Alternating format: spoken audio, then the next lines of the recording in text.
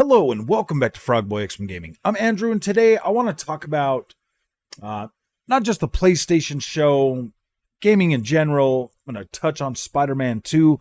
Well, actually, I'm going to start with Spider-Man 2. I see that one of my somebody else, kind of has the same idea that I do. Like, it really wasn't that impressive visual-wise. That game wasn't very impressive visual-wise, and I stand by that. Like, it really doesn't move the needle any way. It looks, I mean, it's totally acceptable, but it wasn't like, whoa, man, that's like, it didn't blow me away when I saw the visuals to that. I was like, oh, okay, it pretty much looks the same as, what we have been playing. It's not like this revolutionary, like these revolutionary new visuals that all of a sudden make it look better. Video game visuals have pretty much plateaued. They've pretty much plateaued. They're at a point now where everything is really just starting to look the same. It really is. It really is. I mean, we came into this console generation probably far more hyped than we should have been. Far more hyped than we should have been. And now our expectations, the price going up, all of these things, it's driving everybody crazy. It really is. I know that because I sit there and then I'm playing a game, I'm playing Gollum and I'm looking at Gollum and I'm like, all right, graphics ain't completely horrible. Gameplay is, fairly simple. Well, like whatever. I mean, it just feels like another average freaking game that probably would be more suitable for younger gamers. And, people come into the comment section and stuff telling me that, oh, it's just trash. It's just outright trash. And I'm like, technically every game we've played in the last 3 years has just been trash. It's all the same thing. Nothing, like everything is the same thing. Every Sony game is the same. Every Xbox game is the same. Every freaking game we've played is the same. Or they're either really like way amazing gameplay, or the graphics are just like so and so. I'm looking at you, Elden Ring. Elden Ring, isn't really like a super stunning visual masterpiece, but the gameplay is incredible. The world building and how you go about doing that. Tears of the Kingdom. I mean, come on, man. Like the visuals on that game, like whatever, but the incredible experience that you can get out of something like that. God of War Ragnarok, really amazing graphics, average gameplay. Same goes, I mean, like you've got Horizon Forbidden West. I mean, that one there actually has some pretty impressive visuals for that open world size. That's pretty impressive. That looks far better than Spider-Man 2. Like a lot better than what Spider-Man 2 does. And when you look at that, but I mean, those two are two completely different games as well. Horizon Forbidden West looks a little bit more empty, whereas Spider-Man 2 might have a lot of freaking pedestrians walking around like they do in the other Spider-Man. That's just the thing. That's just the thing. It's gotten to a point now where we're like so concerned with visuals that we give games that have pretty visuals a pass just on that. Like we give them a pass, and they've got some of the most average gameplay out there.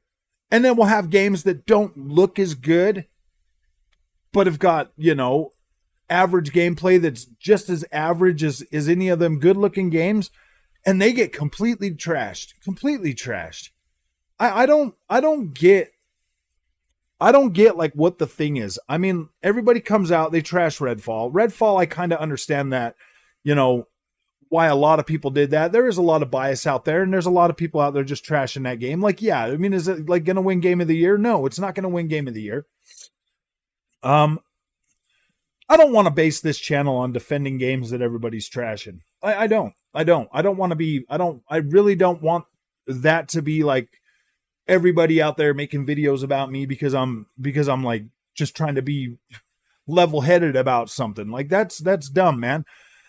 But it also makes me not want to do this anymore as well. Like it honestly makes me not want to even do YouTube anymore. Like it's really getting to the point where I would just as soon sit here and make sim racing videos and put out some gameplay videos and just not even talk anymore.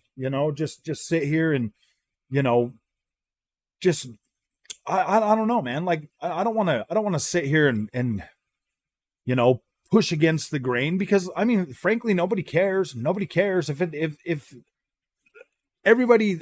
I feel like everybody that watches YouTube is pretty much just there for the nonsense. For the nonsense. So it just makes me feel like, man, I should probably just not even care about being fair to video games at all and just start trying to make money off people.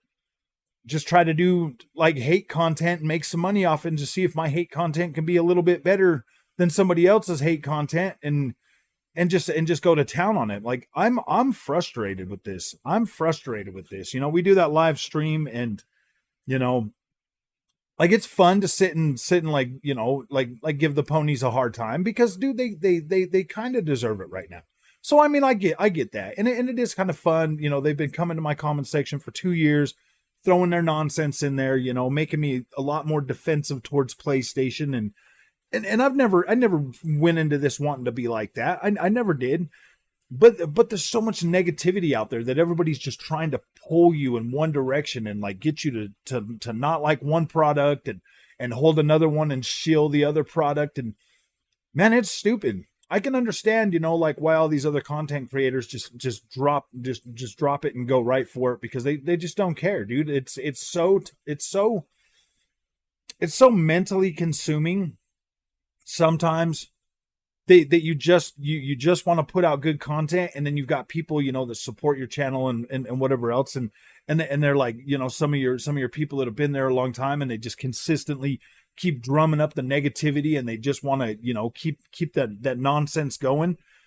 I'm my own person. I'll play something and I'll think about it from my own experience. I don't need somebody else to tell me that a game's good or not. Like I can tell, like when I'm playing Gollum, I can tell that it's like something that, like younger me would have been okay with. I would have been like, yeah, this is kind of cool, But I mean, it's the same thing. It's climbing up the walls. It's basically like playing Uncharted, Gollum Uncharted. And you might get mad at me for saying that, but the gameplay is pretty similar to like anything else. Like it is.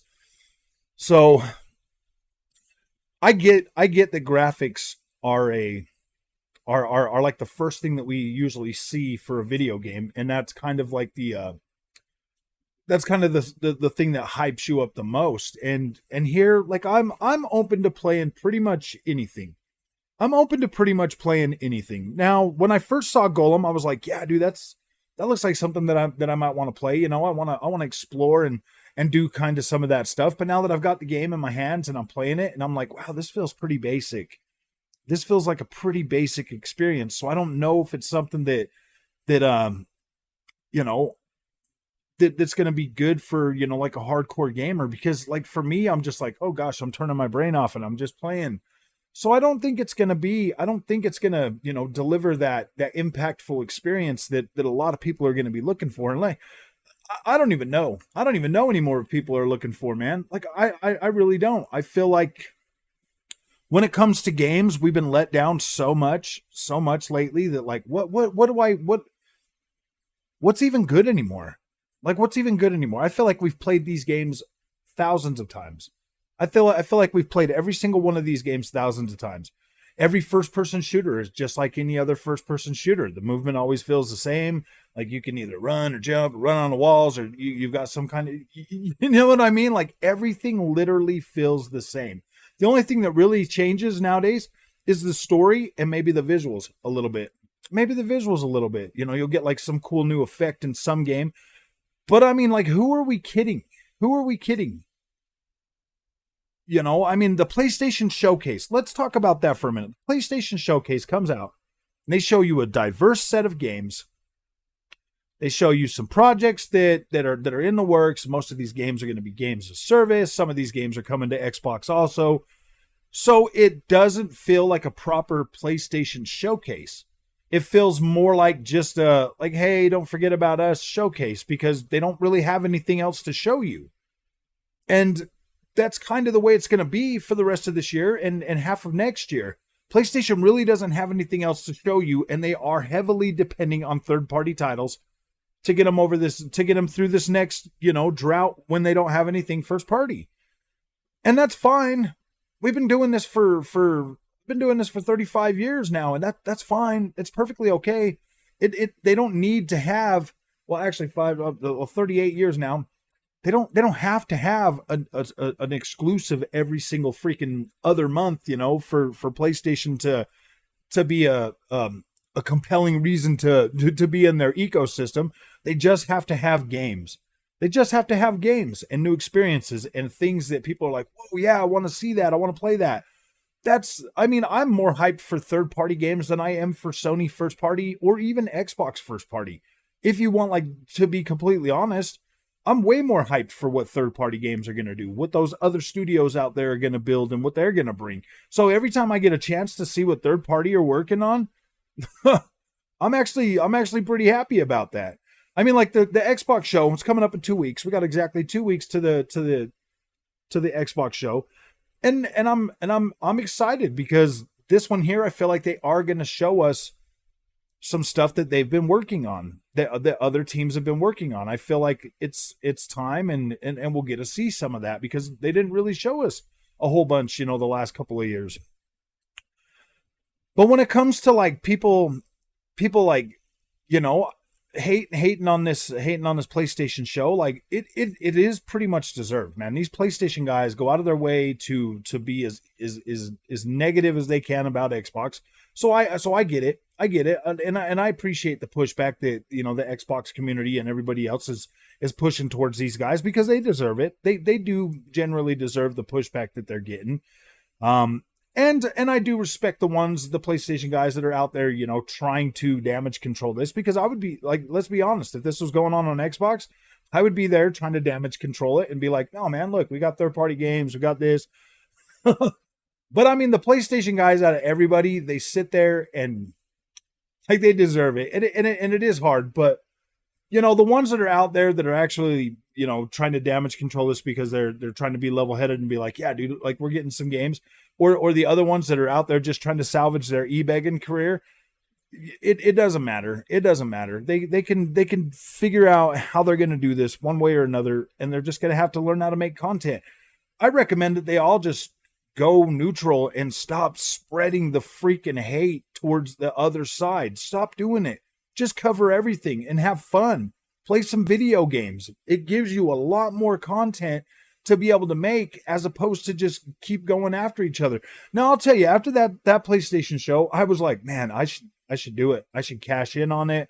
I should try to get as many negative clicks as I can for this, but I don't care. I don't care. It's interesting. It's funny. And there's lots of stuff that I could say to add, fuel to the fire, but I don't want to do that. I don't want to do that. I like video games. I like PlayStation. I've already been saying this for a while, that they're in a slump, that there's not much they can do, and I've been waiting for it to happen, and here we are. Here it is. This is how it's going down. So it's just interesting, man. I just want to sit back, watch it unfold, and keep covering the things that I'm covering. Keep covering these bad games, and trying to find a reason for them for people to play them. And I don't know, man. I don't know. I feel like we could do better as a community and as gamers in general. I feel like we could do a lot better. And maybe find a way, because I know the developers are starting to get to a point where they're like, they don't even want to talk to us anymore. They don't even care. They're like sick of it. They're always sick of everybody going out of their way to find ways to trash their work when I try to see it from both sides. I do. I try to see it from both sides, man. I know the developers are struggling, but I also know us gamers are hungry and we want something new because we're consumers now. I understand that we just want something. We just want anything. And they're doing what they can do. They're pushing their budgets higher. And I don't know. I kind of feel like budgets are getting kind of pulled back across the board because it's just not sustainable like it used to be. So, all right, man, if you guys like this content, don't forget to like and subscribe, and we'll see you in the next one. Thank you for watching.